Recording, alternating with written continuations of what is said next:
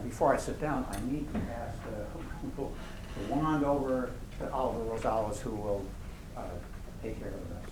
Thank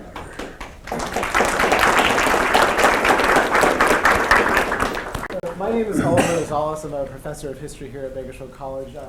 Aside from the Levin Center for the Humanities sponsoring tonight's event, this is part of a 3-year project that just got funded from the National Endowment for the Humanities called Energizing the Humanities in the San Joaquin Valley. And there's no better speaker to start off this initiative than Gerald Haslam. I'm also going to read a brief statement from Andrew Bond, who's a professor of English here, who could not be here but is watching via live stream with his students from Arvin. Okay, so this is what Andrew wanted to say. When we first began writing this grant, we decided that we wanted to focus on programming that put the Central Valley, its cultures, and its people at the fore. Drawing on our respective backgrounds in literature, history, and music, Oliver Rosales, Josh Autumn, and I put together a roster of scholars and authors whose work represents and examines the diverse yet interconnected cultures of the southern San Joaquin Valley. We are honored to have Dr. Gerald Haslam as our first speaker because his life and his work best embody the diversity of the region and the interdisciplinary nature of our grant program. A native of Oildale, Gerald Haslam grew up in the Bakersfield area in a family that is culturally braided, rooted in a mix of Hispanic and European heritages that were taught to him through family stories. As an author, he has written biographies, autobiographies, short stories, novels, and essays that cover a wide range of topics. But the majority share the common thread of being based in or somehow connected to the home he knew in this region. His interdisciplinary curiosity has produced books like Working Man Blues, a historical study of California country music that looks to the Bakersfield sound for its inspiration while staying rooted in love of writing and storytelling. It is the connections that he makes between the importance of place, narrative, and history that from our perspective as faculty make him an ideal candidate to inaugurate our grant programming. We are happy then to introduce to you Dr. Gerald Haslam. Thank you. I'm using notes to make sure I don't talk too long. In the 1970s, I was editing a series of taped lectures on American West for a company back east. And one of the lectures was by a novelist named Frederick Manfred, who was a Siouxland novelist. And he entitled his lecture, "It's Place That Writes Your Books." I thought that was a little overarching claim at the time. I was a know-it-all 45-year-old, and I've thought about it a lot more since then. And I realized that for me at least, this county and this valley and this city have been a remarkably special place. It's been what the Australian novelist Judith Wright called my blood's country. A couple of decades later, Capra Press was publishing a collection of my essays entitled The Other California, the Great Central Valley in Life and Letters, that was considered counter-stereotypical by the LA Times, maybe even sacrilegious, because it proposed a view of the Golden State from the inside out, not from the outside in.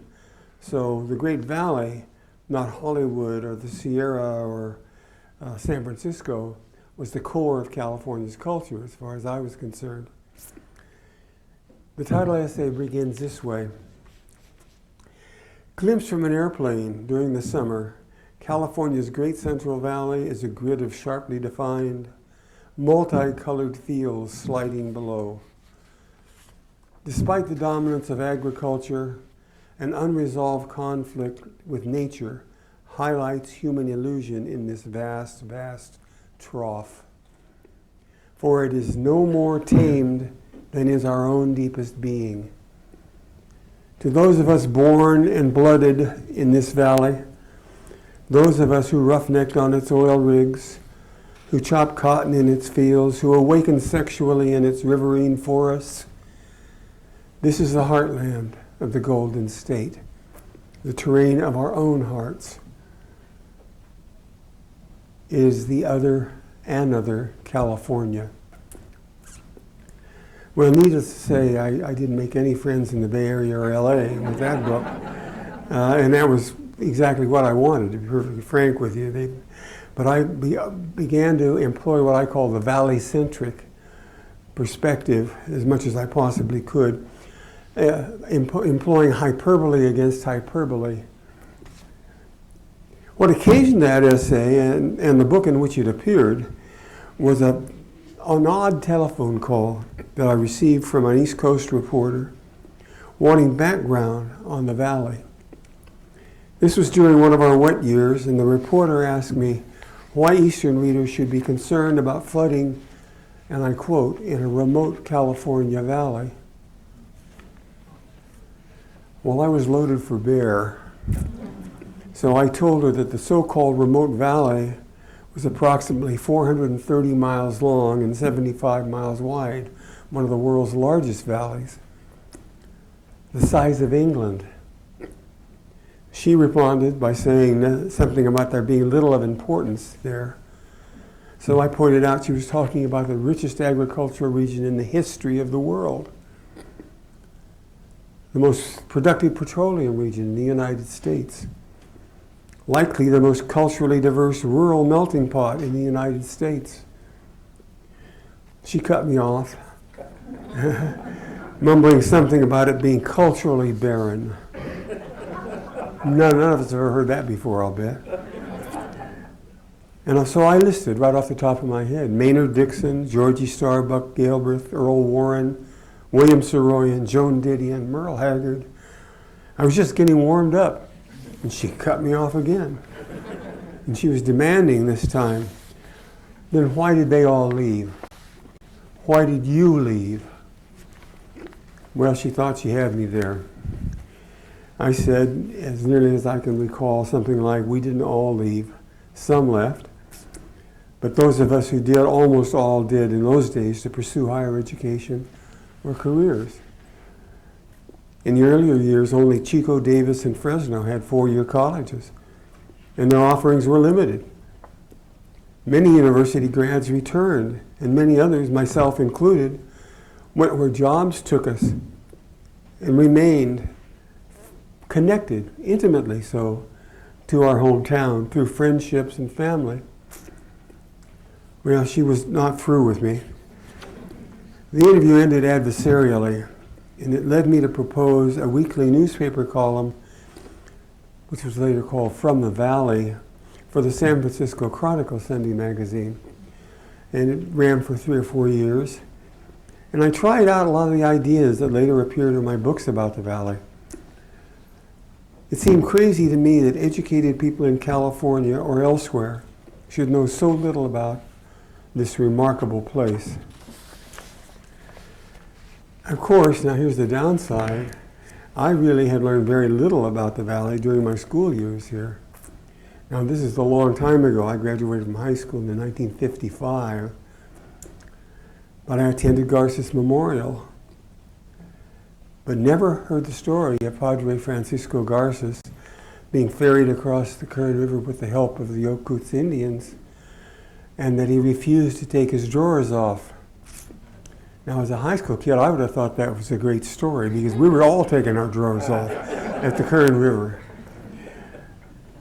There's just a lot of material available that no one in the school I attended was employing in order to kind of stimulate our interest in learning itself. And I thought that was a serious mistake. But there were a few. Frank Latta at the Kern County Museum introduced Indian artisans to the public. And he'd written some really interesting, quirky histories like Joaquin Murrieta and his horse gangs, or Black Gold in the Joaquin. Various other historians whose names I don't recall made public presentations about Colonel Thomas Baker and Kern Island, or the great downtown shootout, or Bakersfield Supreme Court Justice Earl Warren and his father's murder in Bakersfield. I mean, that would have really had me excited when I was 16 years old. It was all fascinating, but local historical society did at least publish really first-rate little pamphlets, little reprints, and we managed to get those in the library, and that was about it. I do recall a classmate in a world history course slipping me, like an X-rated novel, a little thin book, and it was one of Arnold Rojas's Histories of the California Vaqueros. And I devoured it. It was all new stuff to me. You mean there were cowboys here? There were vaqueros here? And of course there were. This was the feeder beef capital of the American West in the 19th century. Another time I slid my own copy of The Grapes of Wrath in and put it inside of a book and read it in class until I got caught. But here, it was a book about my classmates and me. But it wasn't being used in schools. There was too much controversy. I hope all that is ancient history, but if it's not, I shouldn't have brought it up. When I got to BC, however, it opened doors. You could study anything. We looked at the Tubatalabos and the Miwoks and the Yokuts and the native cultures hereabouts, and realized that this place had never been empty. It had been a richly populated region long before the first paleface made his or her way into the region. We added stuff like the Rojas books did about the Hispanic past that was so deep and so significant, about the almost mission that came down the canyon to the south. There was right from the start, apparently, as soon as multicultural development started, there was an Asian presence in this community. And there still is one, of course, too.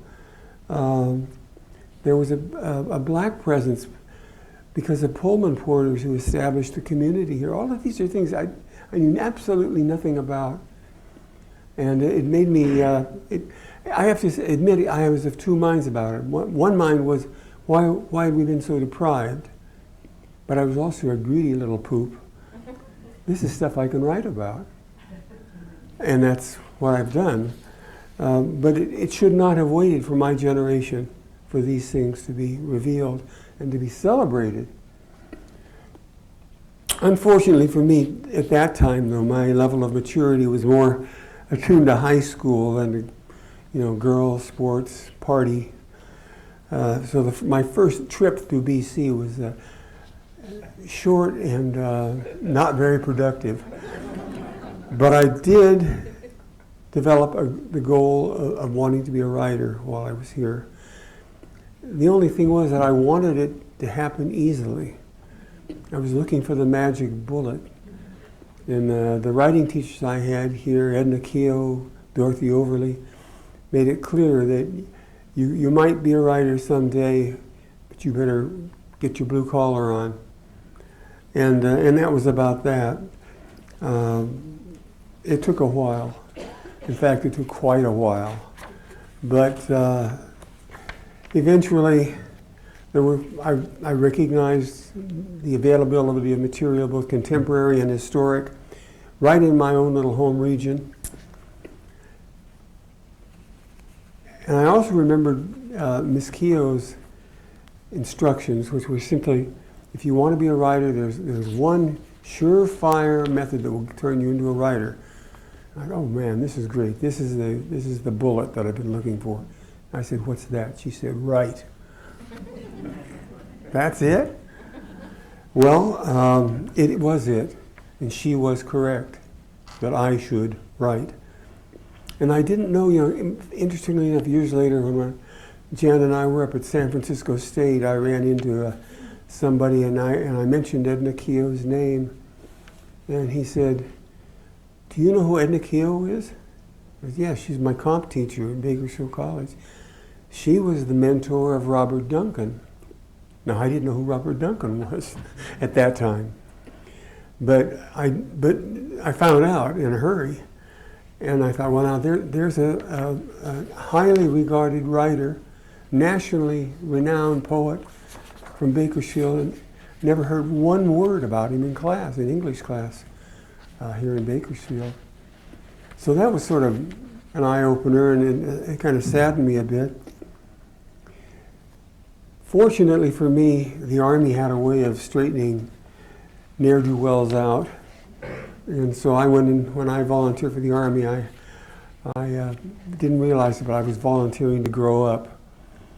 And did that in the late 1950s, and later came back home. And I'd been a journalist in the Army, and I developed the habit of carrying around little pocket notebooks. And I just kept doing it once I got home. And I wasn't yet writing any fiction or any book-length manuscripts. But here's a few notes from one of those early notebooks I carried. And I bet a lot of you could put some of the things just like this down. At the barn, remember the barn? Dance hall, outside of town. At the barn, a guy said, "Old Terry looks like he was flew over by the butt ferry and landed on by the gut ferry." Now, it was a reference to a good buddy of mine.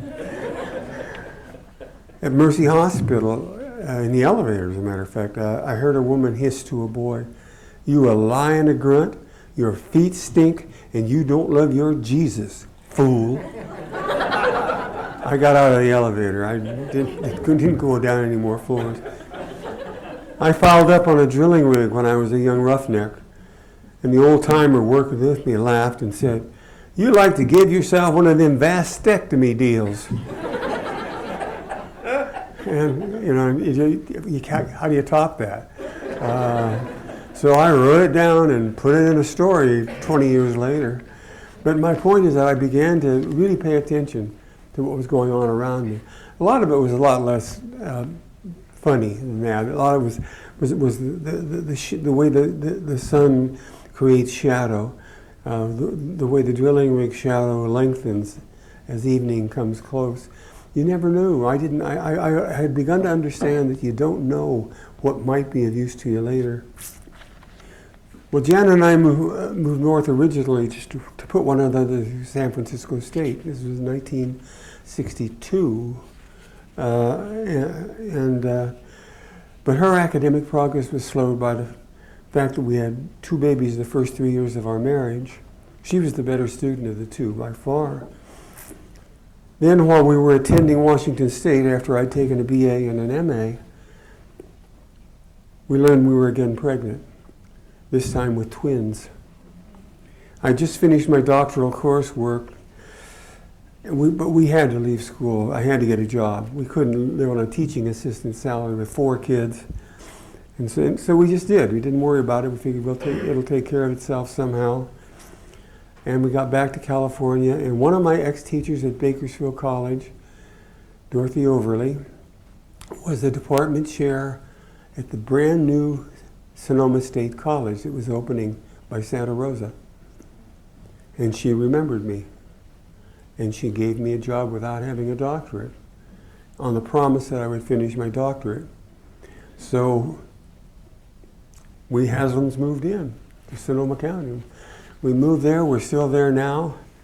One more child than we had at that time, but it has been a steady base for our family, a steady base for my writing, and as far as I know, we're all happy there. But that doesn't mean we're unhappy here. It's just that's where the world took us. But this is not to suggest that my life and career has been all victories. They're all uninterrupted triumphs. Far from it. I failed many, many, many times. For instance, I was not accepted into San Francisco State's creative writing program. According to the teacher who did the evaluating, I showed no promise. I had scores of submissions, of manuscript submissions to editors rejected over the years. Got thousands probably. I actually started communicating with other writers on the backs of rejection letters. We had so many of them It just is a way of thumbing our nose at the editors who couldn't realize how brilliant we were. I, at one point, was academic disqualified, which is a nice way of saying kicked out of college. I suffered embarrassing defeats as an athlete. In the finals of the boxing tournament here one year, I got hit every place but the bottom of my feet.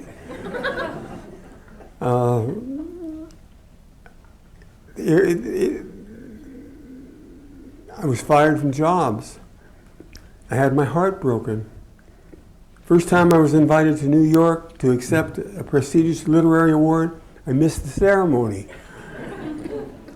There seemed to be no limit to my ability to screw things up. But I've kept on plugging away, trying to roll with the punches and learn from my mistakes. And that's what I tell young writers. Don't quit. Learn from the mistakes and learn if the mistakes really are mistakes. Just because someone else doesn't like it doesn't mean that you have to reject it out of hand. Also, I began to live a rather disciplined life, writing earlier every morning before I went off to the university, teaching during the day at the university, and then coming home in the afternoons and evenings with my family. And I coached soccer, did all parent stuff, and went to PTA meetings. And it's funny, one of my old classmates, I think I would describe him as an artiste, who wears a beret and a flowing scarf, asked me if I felt embarrassed being so middle class. And I thought, well, no, not particularly. I look back at life now, I'm 80 years old. I look back at life now, and I think being a good father and a husband was golden. If I had to get rid of one or the other, I'd get rid of the writing. I never would have thought I would have said that when I was 20, but I think my value system is a little more in place now. But during the first 10, 15, almost 20 years at Sonoma State, I was living a kind of semi-secret life as a self-taught writer. Slowly developing competence. I mean, there's a good reason people didn't want to publish my work at first. That was not an accident. And then as now Jan, my wife, was my only editor. Jan, raise your hand, honey. Yeah. Blame her. But just writing things and sending them off, and beginning to get published in a little more prestigious publications and a little more prestigious publications. Some of them memeoed, some of them dittoed, some of them handwritten. But eventually, this was a time when there was a real revolution in alternative publishing going on in America, and I benefited from it, as did other unprestigious beginning writers. The writers who were coming out of the Stanford Writing School didn't have to worry about dittoed journals, but the people who were teaching themselves in a garage did. But it's just the dynamic of the time. And eventually, pieces began to be published here, there, and we got on the list for literary soirees. And there's one story I'd like to share with you that's kind of, to me at least, is kind of funny, because we were invited to a literary gathering over in Sonoma. And I didn't know anybody in the literary world, and Jan didn't either. But we went over. We had a couple friends who were kind of outsiders, but who were going to go anyway. And so we got there, and people were talking about their novels in progress and how they were going to really run a hard bargain with the Atlantic for what they were going to get for their next story. And I said, well, this is out of my league. And I saw there was one other guy holding a long neck beer. Everybody else had wine. So I went over and said, I know that guy's going to be my kind of fella. So I went over, and he was a great guy, an ex-jock, and he was Maya Angelou's husband. And so we hit it off, Paul and I hit it off, and then pretty soon our wives joined us, and pretty soon the four of us were at a table. And just shooting the breeze, nothing important. I mentioned how much I enjoyed James Baldwin's work, that his essays in particular had really moved me and made me think about some possibilities that I had not on my own been bright enough to consider. And she said, let me tell you a story about Jimmy. And it's exactly what she said. And Maya, has a voice, wonderful voice like velvet on a megaphone.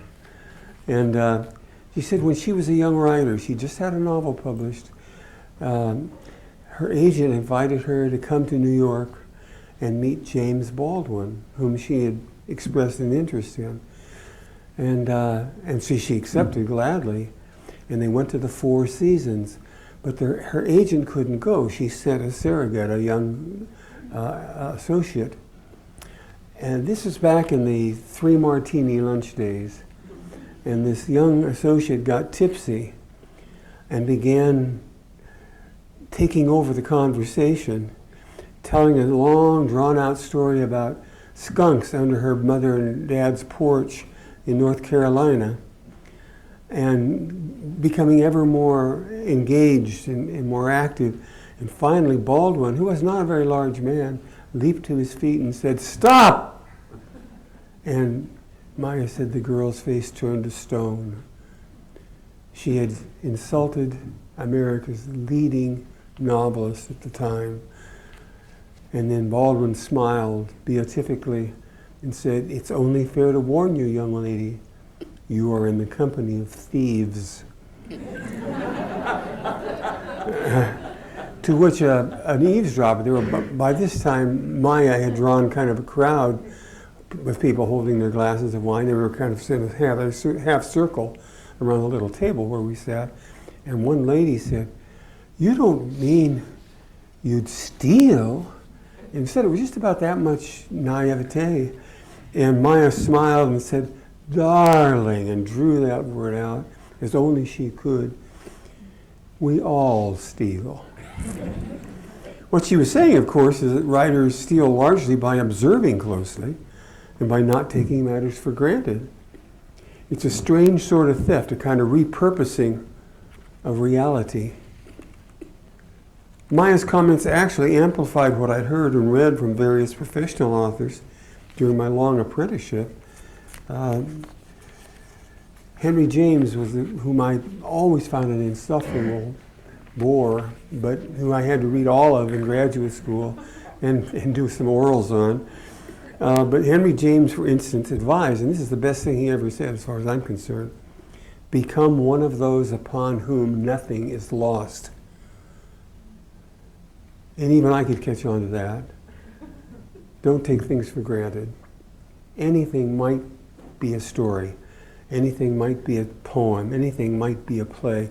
You just have to learn how to see it, see what's there, what the possibilities are. When I finally began writing seriously, I did everything I could to do just that.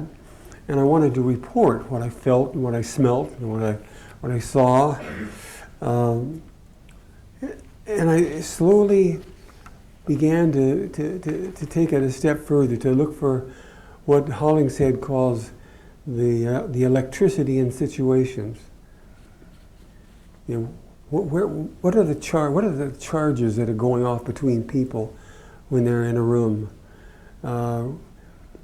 What's happening when that guy in the back row doesn't like the guy in the front row? What's going on between them? Because you have to be able to consider the possible. That's where the real storehouse of writing is. Not what has been, but what might be. And I thought, God, this is becoming pretty esoteric for me. I was working very hard and becoming basically a dogged rewriter. That is, I would do a manuscript 25 or 30 times. And I remember in these days we wrote on, the way you did that was you hand wrote, or you typed easy erase paper where your thumb would accidentally erase a line, but there had to be ways to learn. I had manuscripts that would have one page that was 7 feet long and the next one 3 inches long because of all the cutting and pasting I used to do. But that was me teaching myself how to compose a story, how to compose an essay. And I still kind of do that with computers. But in the days when I did it, it was an actual physical act.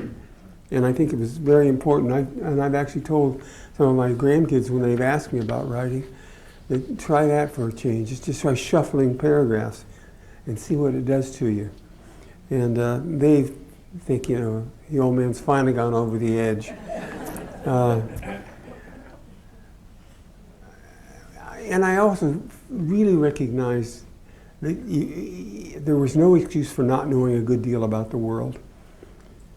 There was no excuse for not studying paleontology and not studying theology and not studying history and not studying ethnic emergences and on and on and on. It doesn't mean you're an expert. It doesn't mean you don't have some blanks. But you might at least be able to recognize where to look when the time comes that you need that expertise. I always thought that growing up in Oildale was one of the best educations that I had. Most of the folks in our block, at least, were from the Southwest, my dad included. And they were also of the Protestant persuasion. My mother was a Catholic. And as I grew up, many of their narratives and many of the ways they said things really caught my eye. One fellow used to always say, "I'm going to pinch a chunk out of you, boy." And I, you know, when I was little, I thought I could just see the chunks going.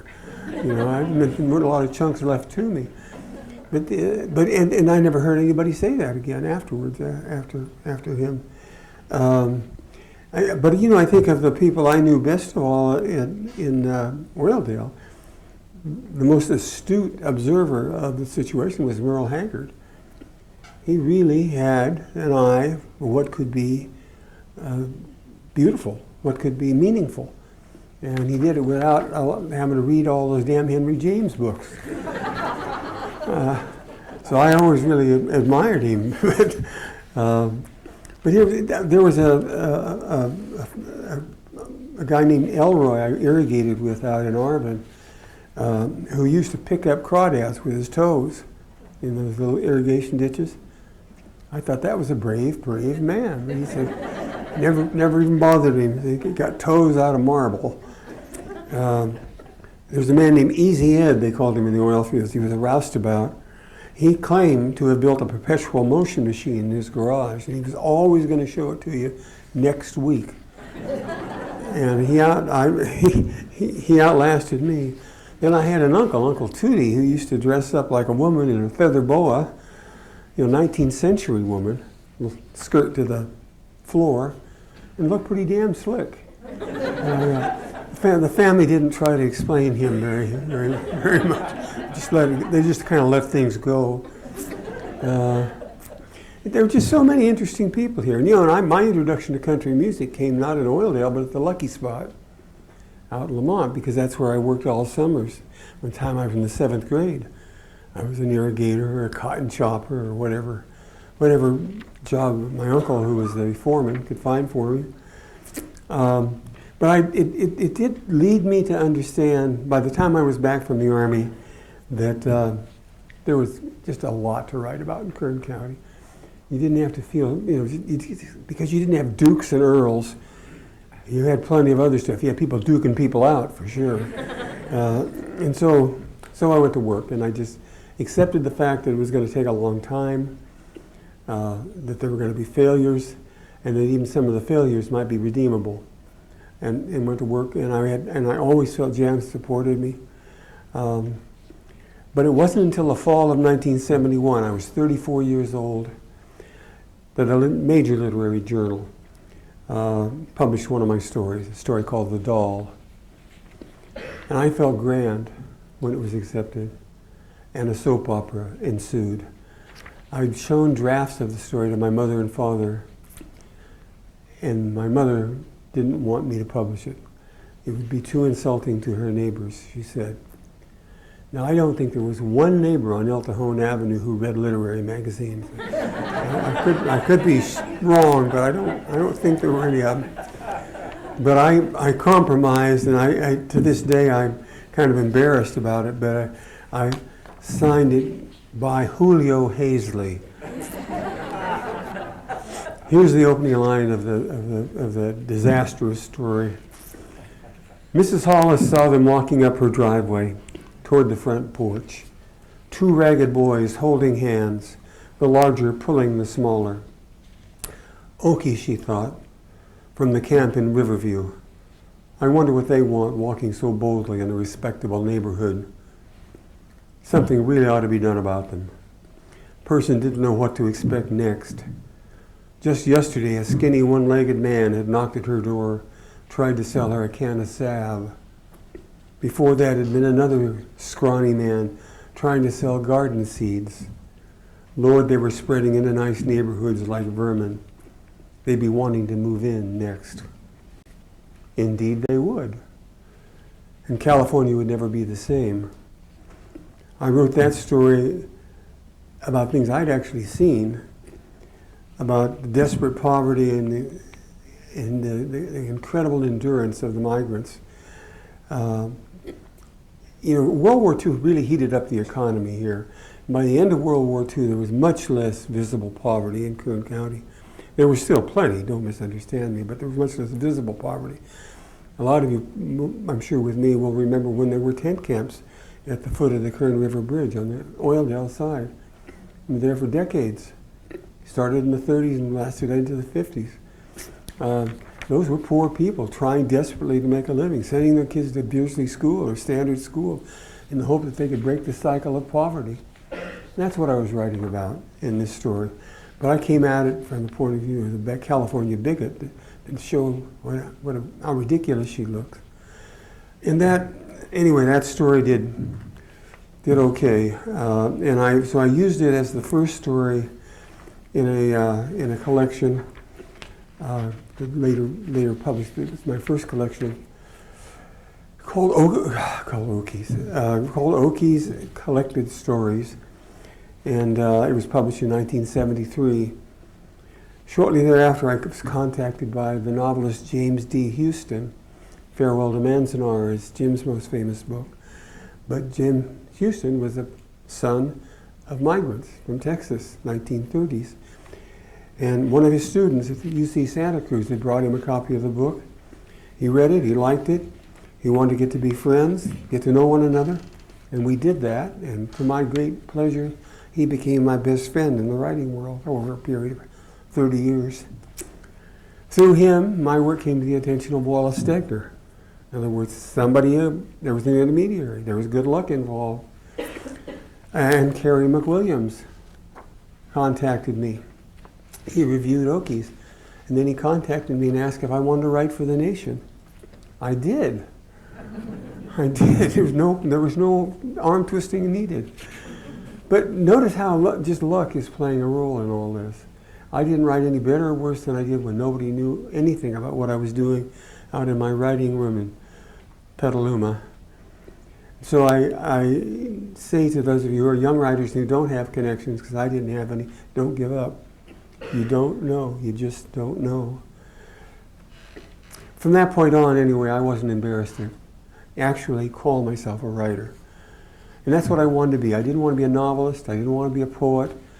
I wanted to be a writer. I wanted to be able to write biography and write geography and write novels and write short stories and do them all at a decent level, a fairly high level. And that's what the rest of my career has been spent trying to do. And I also wanted to be able to try any topic. I was astonished when I got sort of kind of eased a little bit into the inside, how many taboos there were, how many things that people thought you shouldn't write about, or how many perspectives you shouldn't offer. Oh no, that's politically incorrect, or this is racist, or that is sexist. And I was totally unaware of that, because I'd come up walking through the alley instead of on the street. So I didn't know any of that was true, and it took a real adjustment. I suppose that's where my own family background came in handy, because my mother was half Latina, and I grew up in a Spanish-speaking house, and most of our friends were black. My high school friends were black or Mexican. My teammates on the football team. And I wasn't particularly embarrassed about anything. I'd ask. If I had a question, I'd ask.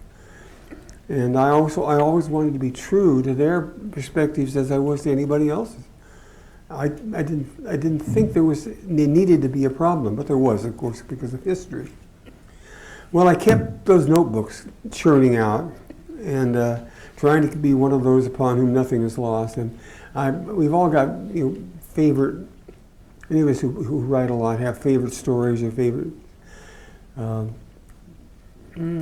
episodes, I guess is the right word to use. But one day I was doing a reading at the University of Texas in Austin, and afterwards the English department took me out to lunch. And one of the English professors there, a noted poet named Max Westbrook, said something that really cracked me up. He said, his Uncle Fate, now just the name Uncle Fate cracked me up, but his Uncle Fate didn't believe in Shirley Temple. And I said, what? Uncle Fate didn't believe in Shirley Temple? He said, no, he didn't believe in her. So I wrote that in my notebook, and I came home and I thought about it and thought about it and thought about it. And so I expanded. I created an Uncle Fate in a story of my own, and I had him say, that ain't no real girl. That there is a shrunk, growed-up woman. And so then the interlocutor says, well, how could that be? They got ways, said Uncle Fate. They got curious ways. And I thought, God, this guy just gave me a gem with one line. Now, I wrote the story that was published based on that one interchange. It was called Sweet Reason. And then Max sued me. He said he was going to sue me because he said I stole his story. I said, I didn't steal your story, but I stole your uncle.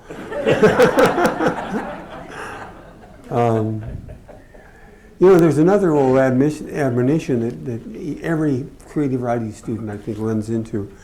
Now, this is from someone who wasn't admitted to creative writing, but I still ran into it. Show, don't tell. And when you're a beginning writer, that seems to be a very daunting admonition. Show, don't tell. If I could show, I wouldn't have to tell. That kind of thing. But I thought a lot about it, and so oftentimes I would rewrite the same passage, and I still do this, by the way, rewrite the same passage 3 or 4 ways, particularly key passages, or more often. It used to be 7 and 8 before I got a little confidence. But here's the opening of a story entitled Upstream. That morning when my Uncle Arlo Phelps stalked out from the cabin buck naked, he declared, I'm an unsheathed soul. And he dove right into the Kern River and swam, angling kind of upstream to fight the current, so that whenever he finally turned directly into it, he just hung there in that swift water like a salmon. I might instead have written, that morning Uncle Arlo Epps became unhinged. And it wouldn't have been as interesting to me. The picture of him battling that current, and particularly in my mind's eye, I don't even mention it, but in my mind's eye, I've got this white butt, white legs, tan arms, tan head, and a much larger picture is there from which you make the selections and decide how much does the reader need to know and how much will the reader want to know in order to finish what it is you're trying to say. And so I guess the show, don't tell really has some merit. I think as a lot of young writers, when you're beginning to roll the dice, you want to be a scrupulous reporter on the one hand and a fabulist on the other hand. You want to know everything that is absolutely concrete, real, and indisputable on the one hand, and everything it might possibly be in the world of imagination, fantasy, and you're always kind of playing with those poles. As a beginning writer, I did all kinds of crazy things that I mentioned to you earlier about the two-headed man hangs himself, for example. That would for me be an example of that kind of thing. One of one of the examples that I got was from Arnold Rojas, was he told me the story. I should say this, I went out and interviewed him at his place in Wasco and wrote a long piece about him for the Dictionary of Literary Biography. I'm using mostly fiction in these examples, but I've published as much nonfiction as I have fiction, and reportage as much as anything else. But I went out and interviewed Chief Rojas. He was a wonderful man. He was probably older than I am now then, but we got to talking, and I was a good friend of the Dominguez family, and Chico Dominguez and Ramon Dominguez had ridden on the El Tejon ranch with Rojas, so that was my entree, and so anyway, I went out there, and he told me a story about a black vaquero who was so tough that when vaqueros came to town, they just automatically gave him some money not to fight them.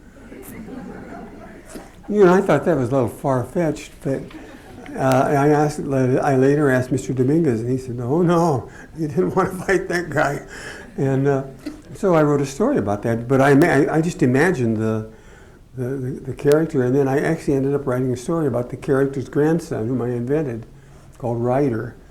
And then the movie was made out of Ryder. So you just don't know. One of the most powerful messages in my notebook came when a friend told me that when he was a child, and he and his family were being transported to a relocation camp in World War II, he heard another child say to his mother or father, "When are we going back to America?" And it just gutted me when I heard that. I mean, you can't make up anything any more powerful than that. So with his permission, I wrote a short story, a fictional story, in which that's the final line. Except I said "home to America" because I thought the word "home" was even better. And that's the name of the story, "Home to America." And that also became a movie. Short run movie, one reeler. But unbeknownst to me, this is the best news of all. Unbeknownst to me, during the time all those things were happening for me or to me, the entire Central Valley was producing a generation of authors that would change the region's image. When I first started, you'd say you were from Bakersfield, and people would think it was the place where the rednecks gathered for belt buckle conventions. And that was about all that was there. But stimulated, at least in part, by the small press revolution in the late 60s, new college creative writing programs, and the enhanced sense of the possible that World War II gave poorer families and the children of poorer families. It was okay after World War II to think about going to college because it was a realistic expectation. It was not a realistic expectation in 1935 or 1940 even. So suddenly, you become the first member of your family, and a lot of you probably are the first members of your family to go to college or to graduate from college. And I thought, my God, there just all around me were popping up these names. Sacramento, Joan Didion and Richard Rodriguez. Chico, George Keithley. Tracy, Joyce Carol Thomas. Delano, Luis Valdez. Stockton, Maxine Hong Kingston, Maya Angelou, and Leonard Gardner. Tulare, Wilma Elizabeth McDaniel. Del Rey, David Moss Masamoto. Hanford, Roberta Spear. And the Buttonwillow, Don Thompson. The Fresno Poets, just a whole mob of them. Gary Soto, Gene Jensen, John Weinberg, Dixie Salazar, Ernesto Trejo. Those are national class writers. These are not the people who are handing out things in the men's room. These are really good writers. And of course, Bakersfield had three remarkable poets in that, already beginning to emerge in that early stage. The first one, of course, was Georgie Starbuck Galbraith, who I'd heard about but didn't know anything about, but she was publishing in the Atlantic and Harper's and New Yorkers. Those are big markets, big literary markets. You don't get amateurs in there. Robert Duncan, one of the essential beat poets. And then, of course, my old classmate, Frank B. Dart, who has been one of the major poets of his generation, but he doesn't like Bakersfield. I don't hold it against him.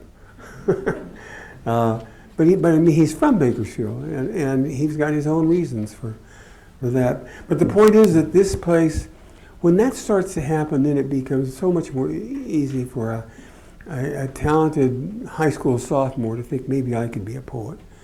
Maybe I could be a playwright. If Luis Valdez can do it, why can't I do it? Why can't a young Latina say, if Luis can do it, I can do it? If Joyce Carol Thomas can be an award-winning poet, why can't a young African-American man be an award-winning poet? And the answer is they can be. They have to have breaks, they have to have luck, and they have to have some talent. But not, I don't think they have to have overweening talent. I think my own belief is that you've got a work ethic. You're halfway down the talent road.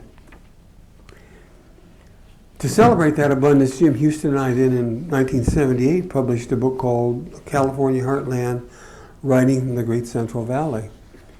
And we were just trying to give exposure to as many of the newer writers as we possibly could, because we'd already had the good fortune of having our stuff seen.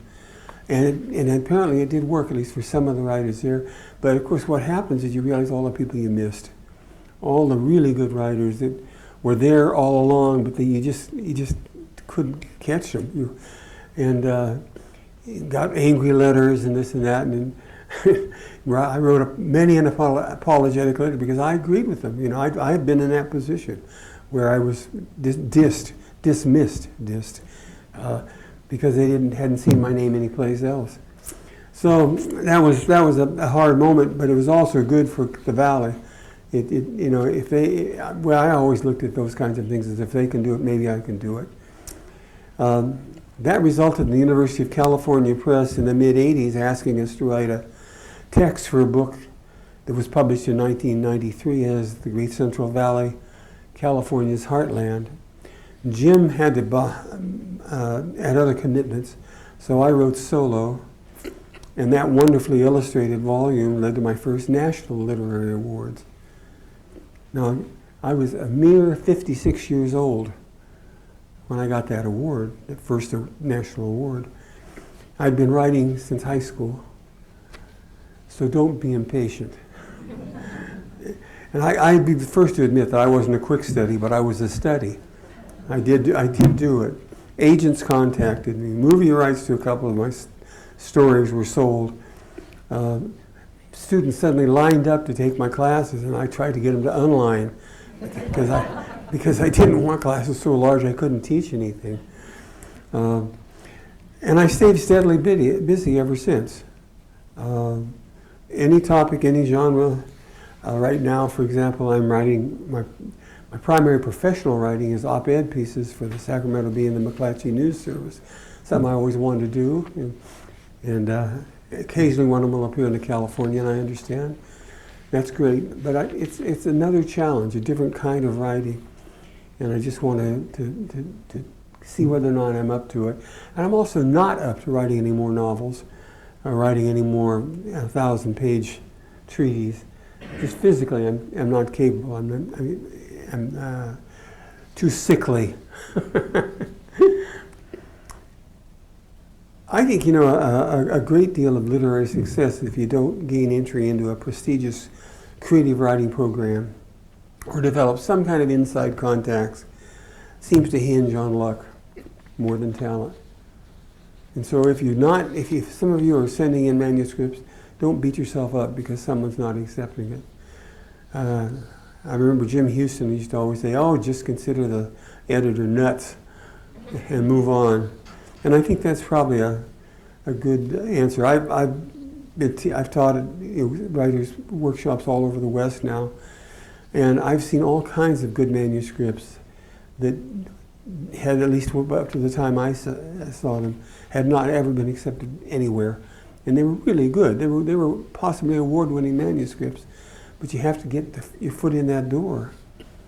And let me give you a sad story about that. I was teaching at the Foothill Writers Conference a few years ago, and a lady brought in a story that I thought was really publishable. It was first rate, and so I encouraged her to publish it. I said I would write a letter of endorsement, you know, send it to some literary magazines. And she said, well, I was hoping to have it in the New Yorker. And I said, well, have you submitted to the New Yorker? She said, yes, and they rejected it. I said, well, the hell with them. Try Western Humanities Review, try Prairie Schooner. You go back and you look at Best American Stories, they've got as many entries in there as New Yorker does. I was hoping for New Yorker, she said, and she left and dropped my class. Don't do that. I mean, there's probably every good reason to drop my class, but don't do that. You know, it was a really good story, and I don't know. I still feel guilty about it. Obviously, I'm telling you about it. Serendipity played a tremendous role in my success. If I hadn't married Jan, who allowed me the time to write, didn't give me any problems about that, and is my editor. If I hadn't found a job that encouraged the same thing, and the college suddenly was happy to have me writing and publishing. They didn't care about a doctorate. I finally did finish a doctorate, but they didn't care. It was no longer relevant. If Jim Houston and Carrie McWilliams hadn't seen my early versions of Okies, my writing might never have come to anyone's attention. I might still be down at the Tajon Club scrawling on the walls out there in Oildale. I certainly recognize that few people proceed far in life without the help of others. So I hope my good fortune reflects the words of the Apostle Matthew, who said, those who exalt themselves will be humble. Those who humble themselves will be exalted. It's out of a pretty good book, too. I exalt all those who helped me, and many, many people did. A couple of months ago, one of our grandsons interviewed me for a third grade homework assignment. When asked what his subject was, young Mr. Rupert Sawyer said, oh, just my old grandpa.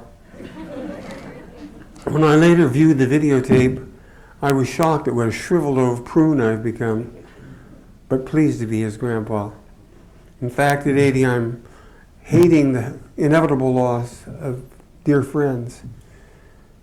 And I hate my own decline, too, to be honest with you.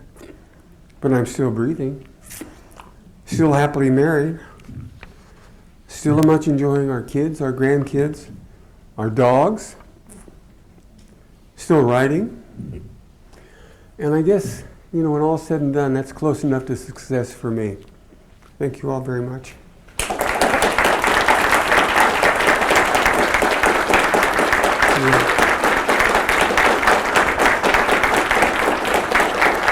Thank you very much. Thank you very much.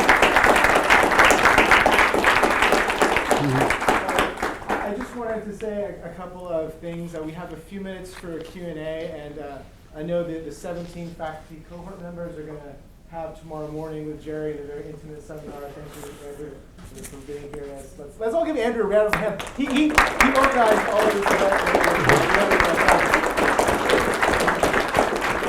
Are there any questions for Jerry?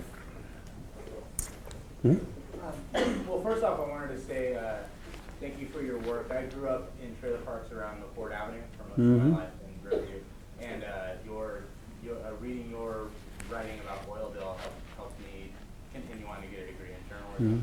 And even though the time you were writing about was so different than what I understood, and methamphetamine culture obviously wasn't really prevalent in your time, I related with how the way you captured the sort of manic energy, but also of the area, but also the sort of homespun wisdom and the people who were happy with what they had and learned to survive.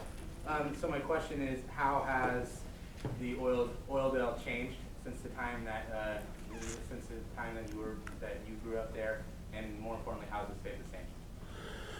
Well, the change that I see that I least like is what I always thought of as the core area of Oildale, which is from the railroad tracks to the bridge. Looks worse to me. It looks more poverty-stricken to me. I see more people who look burnt out there, and it's really tragic because that was a prosperous area of its own sort. It was the business district for the oil fields, basically, when I was a kid, and that area is sad. On the other hand, there are whole regions, stretches of Oildale or north of the river that didn't even exist when I was there, and they seem to be relatively upscale. You see places like North High have made a big difference, I think, because I was there before there was North High. And just having that school there, not having to transfer kids up to Bakersfield High every day, I think begins to create the possibilities. I think there's a greater diversity of population now than there was when I was there. But there was the population that was there when I was there was an interesting and a dogged population. You know, people who were not going to quit, people who were going to dig in and make a success of life. But they tended to be all of us pretty much alike. I remember one of my close buddies who unfortunately just died, Fred Dominguez. He used to come out and spend the night with me, and there would be all joking about whether my neighbors were going to skin him and all that. Well, of course, they weren't going to skin him, first of all. But today, in the same house where my parents did that, nobody would pay any attention. So that's social development of a very small sort, but it's a real sort. I think the people I meet in the younger generation seem to have a different set of values, except for that poor, hopeless group that I see wandering. But I see them up where I live too. You know, I mean, we have a much larger social problem than what Oildale may very well typify, but it's generalized. We've got a culture of hopelessness that rides underneath the surface the way water does under oil, and we don't see it very much. There's a reason communities are gated, and I don't know that there's any quick answer for it. I'm not a sociologist, and I'm certainly not qualified to prescribe, but I think we have to be aware of it. That's the first thing, and work on whatever answers we have for it. And this would be true of any place where that kind of situation, where the haves and have-nots have that kind of gap. It's something we just have to keep working on, I think, as a society. And I hesitate to say more because I'm going to start getting into a tangle of words and I don't even know what I'm talking about. But you get my feelings on it, at least. I'm happy I came from Oildale. I'm proud of it. It was a good place to come from. It was fun. And when I was at Garces, I was called Oildale Okie, even though I had problems more closely related to the Hispanic kids. But and I carry that label with pride. And but I don't know if this generation of residents is like that generation of residents. That generation had come out of the Southwest by dint of their own power, their willpower, into a region where there was hope, but not jobs at first. And they were quite exceptional. People talk about the greatest generation. Well, and there are many great generations, and that was one of them.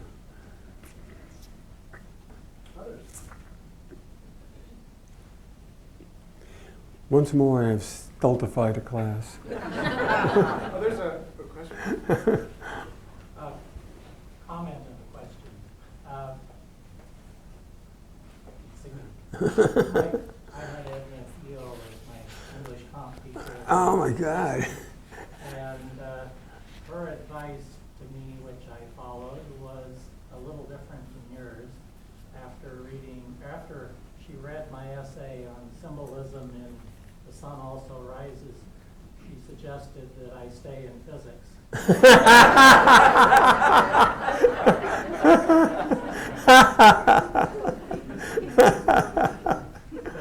question is, are you familiar with the book Steal Like an Artist? No, I am not. Sorry. My reading is very idiosyncratic. It was systematic all the way through a PhD, and then I got to do anything I wanted, and I haven't quit doing that. I've most recently been reading a book about tigers. I don't know how I'm going to work that into Oildale, but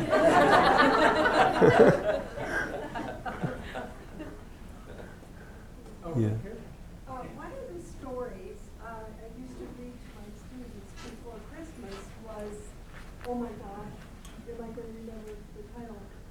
California Christmas about people living down by the Kern River. Yeah. And I think it would be appropriate if we could tell people about the story and how, and the origin of that story, because I had students who would come to me after class and say, may I take home a copy of this story? My parents would really enjoy it. And it was one of the more meaningful things that we did. Oh, that's wonderful. Well, that's great, first of all. That makes it worthwhile having crumpled up all that paper, trying to get to the right. Well, I mentioned earlier there was a migrant camp there that endured for a long time, but it was quite large when I was young. And there were indeed, along the river in the riparian forest, there were several camps. And you'd see, smoke rising in the morning from them and all that, and you'd go over the Kern River Bridge. But the California Christmas was just an attempt. My dad hung out at a bar called the Tejon Club, which I think just recently changed its name. But that was where he and the other oil workers, his other oil worker buddies, hung out. And they went there faithfully five nights a week, and then on Saturdays just for change of pace. And so I've created some mythical characters who work around the bar or hang out at the bar. Big Dunk and Bob Don Bundy and Earl, who runs the joint, and all that kind of stuff. But I want to, it's easy to just parody them and make them merely humorous foils. But I wanted to humanize them, at least in some of the stories. I mean, I show them looking like the Cats and Jammer Kids and a lot of stuff. But this was one because I really saw that kind of charity in Oildale when I was a kid. My dad, as I mentioned, was an oil worker. My mother went to Christ the King Catholic Church there in Oildale. And they would go out on holidays and they would take boxes of food and boxes of presents to these people who were stranded. And I never saw my mother turn anybody away at the door of any color at any time, ever. At a time when everybody was talking about everybody in Oildale was racist. Well, maybe some were, but not at our house. And so it was that part that I wanted to capture and keep it, and still keep the tone of at least somewhat jocular. But I wanted to add a certain gravitas to their personalities, and by using real things, real events, at a real place. I didn't know when I wrote that there were still people living down there, but I heard about that. As soon as the book was published, I began to hear just little notes, usually from teachers, saying, did you know, or one of my students brought me this, and I thought, well, gosh, sometimes you wonder when things are going to get better. And like it was one of my buddies in the Army from New Jersey used to say, "Things is getting moister and moister." But that was a hope, just to add a bit of a positive spin to those stories, because they're mostly just kind of funny stories. In fact, if anything, the tall tale tradition is the dominant theme all the way through them. They're all making these exaggerated claims. It's like that's where I use the term vastectomy, V-A-S-T-ectomy, because those guys, the way they're built,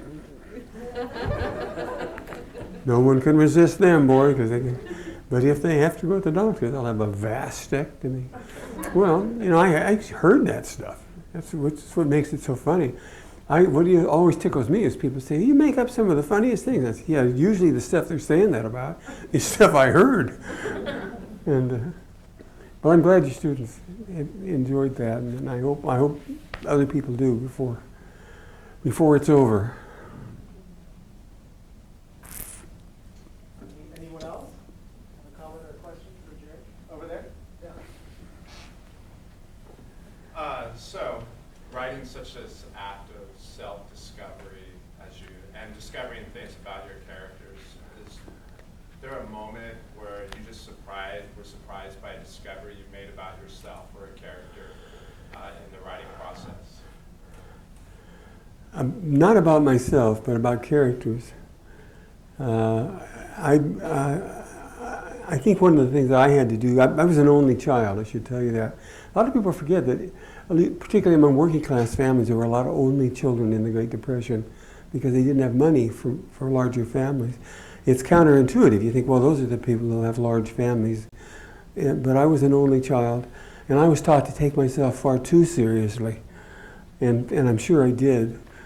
But the characters have led me on journeys that I had no expectation that I would take. The one I read a little excerpt from Upstream, where the guy jumps in the Kern River and starts swimming upstream like a trout or a salmon. And I had to think long and hard what that was about. I wrote it, I finished it, but I didn't know what it was about. And I had to really think about it a bit. There's an old saying that writing, like life itself, is a voyage of discovery. And I think that's been true for me, by and large. Almost every time I think I've got the plan, I'll write this and it will do this and it will convince people of that. I write this and it just doesn't do a damn thing, or it does exactly the opposite of what I thought it was going to do. And so I don't know. I don't know that the control element of that part of our minds, that part of our consciousness or unconsciousness, is predictable enough by us to really know that we're going to control it. You hope. And one of the crazy things that happens, and again, I was told about this by Jack Schaefer. If you remember, Jack Schaefer wrote Shane. Jack Schaefer was the age of my parents, but he and I were talking once down in Albuquerque, and he said the best things are going to happen when you surprise yourself, or those words to that effect. You'll finish the story and you say, "My God, look what I wrote," and that has happened. It doesn't happen all the time, but it has happened on occasion, and it's wondrous when it occurs. That's that getting the electricity out of the sky. You know, Ben Franklin used a key, or we use words, or a keyboard. Anyone else have a final comment or question? Yes, my name is Melissa and I work, I'm actually a writer here for the Lemonade, but I want to get over here and cover this. But my question for you was, are you considering maybe possibly writing a book for journalists and best practices, because what you shared today was really inspiring. Yeah. Well, thank you, first of all, for that. I hate to say this, but I think that Father Time has gotten me past the book writing stage. I'll be writing continuously until I'm buried, but I don't seem to have the energy to write 500, 600, 700 word books. The last book I had published was a biography 3 years ago, and that was 500 words. And I find that I just can't concentrate as well as I once did. And there really is something to this aging business. It's not a lie. Many years ago I held the half marathon record here for the over 40 division for about a decade, and I was commenting on it to myself as we were driving yesterday, and I realized, half marathon, my God, I won't walk that far between now and the next century. Things just change, and it's an adventure. Aging is in itself an adventure, and I recommend it to you highly. Don't quit early. Stay in there, and because there's a lot of pluses. There's a lot of minuses, of course, but I think my wife would agree with me that grandchildren, for example, are very great pluses, and the intensity of your old relationships, your dearest friends, becomes ever more familial, and I treasure that too. So I probably won't. I might write some brief pieces about it. I have actually been asked by one of the writers' magazines to do something like that. 500 words on this and 500 words on that, and we'll see. But right now, I'm having a lot of fun with politics, for some reason or another. And I think I'm an equal opportunity offender. And I find take great pleasure in catching hell from both sides. It's good to know that you can still do that. So many other things don't work anymore. I just wanted to add that our project co-director Josh Autumn did about a 30-minute podcast with Professor Jerry. Jerry, and it's going to be archived, Josh, or do you want to say something about that? Yeah, we have a podcast series here on campus, and we'll have a special edition of that up in a few weeks. So we did about a 30-minute conversation before this. It'll be available for folks. Yeah. And there's publication lists up here if any of you are interested on the table there. Well, Jerry has held court for almost 90 minutes, and he has a full schedule tomorrow. So let's all give him a round of applause. Yeah. Thank you.